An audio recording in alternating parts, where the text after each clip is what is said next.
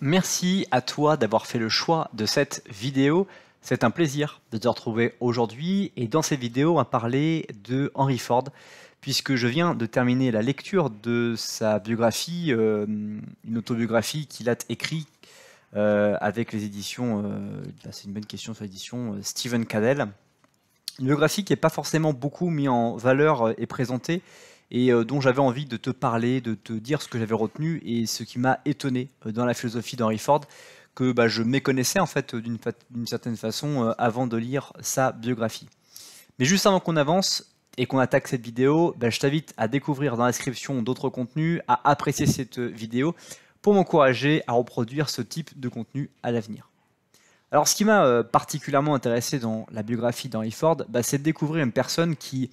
bien au-delà des voitures qui se nomment Ford comme son nom de famille, avait une véritable vision, était un véritable visionnaire et avait une vision que l'on peut retrouver chez Elon Musk qui va certainement beaucoup t'intéresser. Alors cette vision, mettons directement les pieds dans le plat, elle concerne cette imagination que plus il y aurait de consommateurs et plus il y a de consommateurs d'un produit, et donc si on fait moins de produits également, plus les prix de revient sont faibles puisqu'on va améliorer le processus de fabrication et donc plus on pourra délivrer le produit, plus on pourra trouver des solutions pour vendre le produit le moins cher possible et donc plus finalement on aura moins besoin de faire de gros bénéfices sur un seul produit. Alors si cela te dépasse dans le raisonnement, prenons uniquement l'exemple que l'on va avoir sur un produit comme une voiture où le prix de revient, c'est-à-dire le prix qu'a coûté pour fabriquer une voiture, plus il va être bas, plus finalement tu vas pouvoir la vendre moins cher parce que les frais qui vont être de frais généraux pour les bâtiments qui servent à l'entreprise ou pour les fonctions de commerce, etc., seront moindres. Et donc plus tu vas vendre de véhicules, plus il sera facile de vendre un véhicule et plus ces frais vont aussi diminuer, ce qui va faire que tu n'auras pas besoin de vendre le véhicule le plus cher possible. Et donc cette vision, c'est un peu celle que Tesla est en train d'essayer de mettre en place actuellement, puisque Tesla aujourd'hui, les véhicules sont très chers, des véhicules électriques qui sont de nouvelle génération, dans l'idée de remplacer l'énergie carbone. Et cette idée que Elon Musk possède également,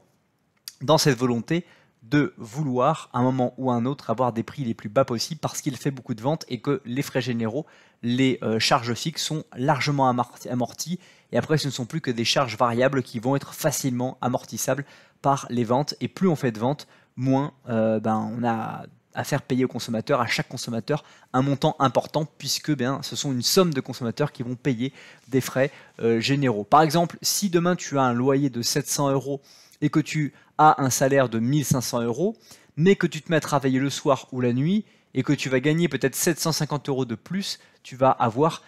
un salaire qui va augmenter alors que ton loyer ne va pas forcément augmenter. Donc dans cette idée-là, c'est que tu as deux clients qui te passent deux commandes. Imaginons qu'on fasse, si tu étais une entreprise, que tu avais deux clients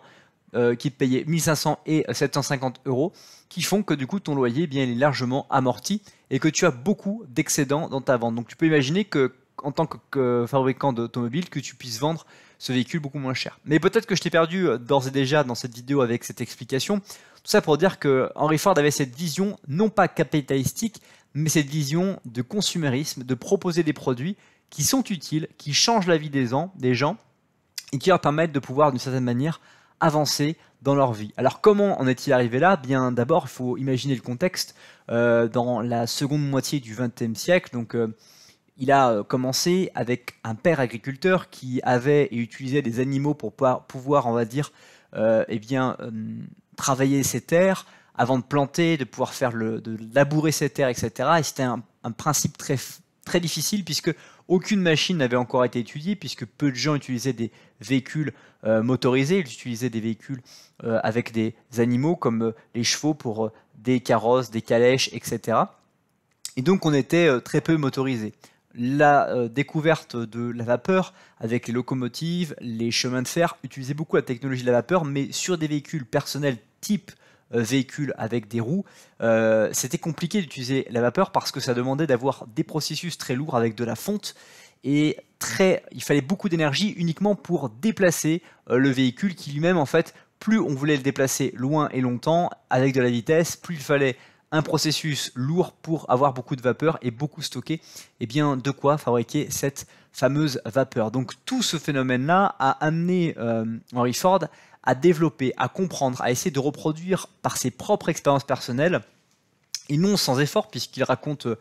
à travers son autobiographie qu'il a passé des nuits entières, il gagnait que 2,50 $ dans l'usine dans laquelle il travaillait, et donc il fallait qu'il travaille comme horloger pour apprendre à démonter, remonter des montres ou des horloges pour pouvoir gagner sa vie, et faire ces fameuses expériences personnelles d'apprendre à fabriquer ces véhicules vapeur, ces véhicules motorisés, jusqu'à avoir fondé et créé ce moteur à essence qui lui a permis de pouvoir développer son entreprise. Alors Henry Ford le dit, la vérité c'est que quand on souhaite vraiment réussir dans sa propre vie, il y a une partie de passion, une partie de motivation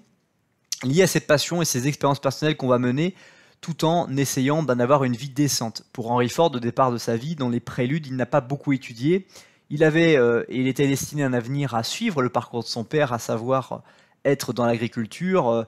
cultiver des terres, vendre des produits d'agriculture à des marchands qui allaient revendre ces produits-là à des consommateurs. Et c'était pas forcément la vie qui l'intéressait, puisqu'il était admirateur de Thomas Edison, qu'il a eu la chance plus tard de rencontrer dans des conférences, et d'avoir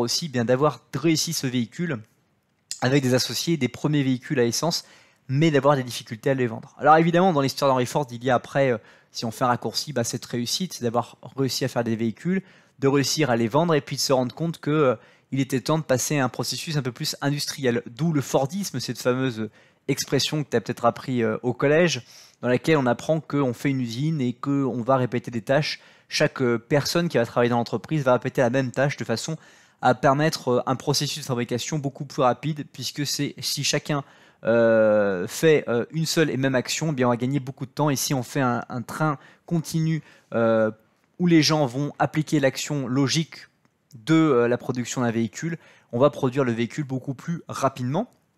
Donc le Fordisme, mais avant d'arriver là, il a fallu réfléchir à comment vendre ces produits. Comment faire en sorte que des gens se mettaient à acheter les produits et qu'on fabriquait le produit avant même que l'on ait une commande d'un client. Parce que c'était une des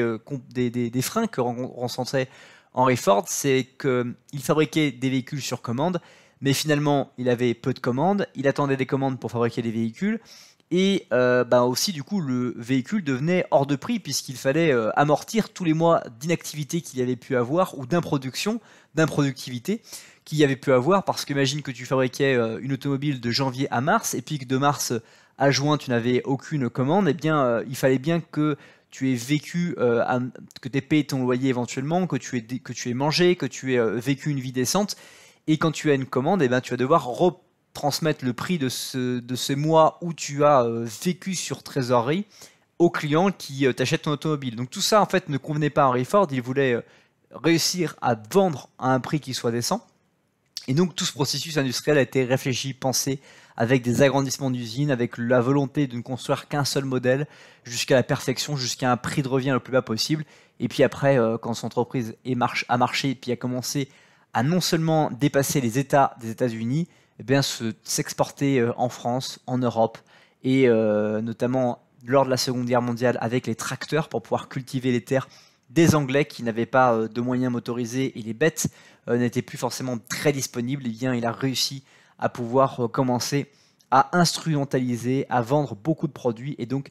à faire ces produits de moins en moins chers, puisqu'il a réussi à amortir les frais généraux et puis les charges fixes de ces entreprises. De manière générale, ce que j'ai beaucoup apprécié dans l'idée de Henry Ford, c'est cette vision qui allait au-delà de simplement le processus automobile, parce que l'un des freins que j'ai eu quand j'ai commencé à lire son livre, c'était de me dire, je vais tomber sur un livre dans lequel on va parler exclusivement d'un processus automobile, de véhicules, de technicité, d'ingénierie. Mais ce qui m'a vraiment choqué, marqué, c'est que Henry Ford n'est pas un ingénieur, il n'a pas du tout étudié l'école d'ingénieur en mécanique. Il s'est formé par sa force de volonté, un peu comme Elon Musk. Il décrit très facilement ce principe-là,